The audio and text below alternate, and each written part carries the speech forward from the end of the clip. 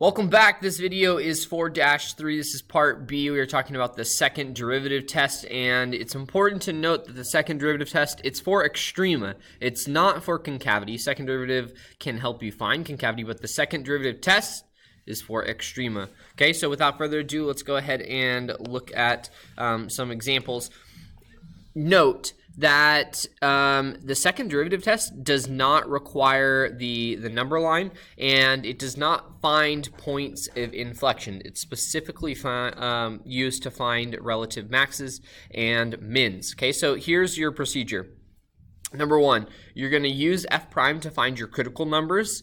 Okay, so whatever those critical numbers may be, you'll find those, and then you'll plug those critical numbers into f double prime to analyze the concavity. Now, the concavity will tell you is the max or is the min. Well, let's go ahead and look at how that can be used. So if I know that there is a relative max or min or critical number right here, okay, the concavity, if it's positive, it's a min, right? You see, because it's at the bottom. Okay, if it's a max, okay, concave down, it's going to be at the top. Okay, so that's kind of how the second derivative test works.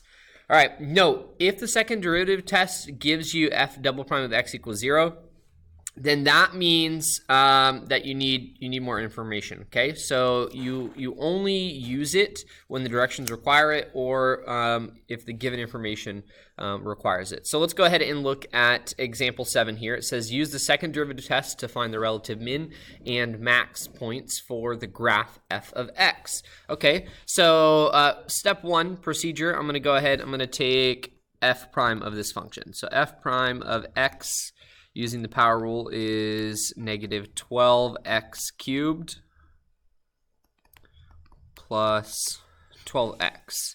Okay, and what I want is I want the critical numbers. So I'll set this function equal to 0, and I'll factor out a negative 12x, giving us x squared minus 1, which means that I have a 0 at 0, and I have a 0 at plus and minus 1 if I factor those, right? Set each equal to 0 and factor.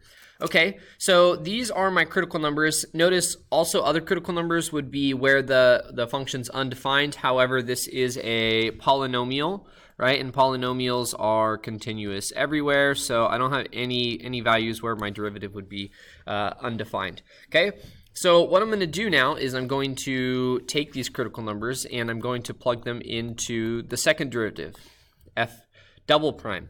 Okay, and f double prime is going to be negative 36x squared plus 12, and then I can evaluate these points. Okay, so what's f double prime of 0? And if I plug this in, I'll get 12. Okay, so notice that's positive. Okay, so that means it's concave up. Well, is it going to be a max or a min?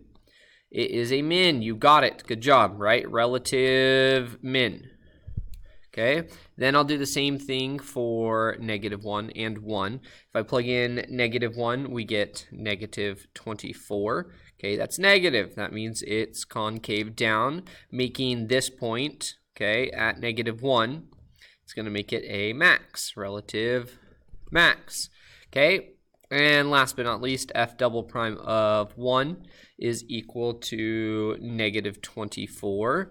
So once again, it is negative, making it a relative max. Okay, so they want to know what are the points, okay, for this. So we can say we have a relative min at 0. Now note, 12 is that's f prime, okay, or f double prime. So when I plug that value in, that's not the actual value. What you want to do is I want to take this 0 and I'm going to plug it into my function. I want to know, okay, where is that point? Now when I plug it in, okay, we get 0. Okay, so 0, 0. Then I'm going to go ahead and do the same thing. So now relative max at, okay, and I'm going to plug in these points. So negative 1, comma. Now if I plug in -1 into my function, we get +3 and +1, comma 3. Okay? All right. So next function. Here in function 8, we have a whole bunch of information that we're going to kind of sift through. So it says g of x is a function such that g prime of -3 is equal to 0, g prime of -1 is equal to 0, g prime of 0 is equal to 0, and g prime of 2 is equal to 0. Okay, so what do I do with all that information? Well, what they just gave you was critical numbers. Didn't they tell you that these are where the derivative is equal to 0? Hey, so those are our critical numbers, right? X equals -3, x equals -1, x equals 0, and x equals 2. Okay, so then it says if g double prime, okay, so here is g double prime. If g double prime of -3 is equal to 4, okay, that's positive. Okay, and g double prime of -1 is -2. That's negative. And g of 0 equals 0. Okay, well, that's neither positive nor negative. And g double prime of 1 equals 5. Extra information. Kind of don't care. All right. Boop. Extra.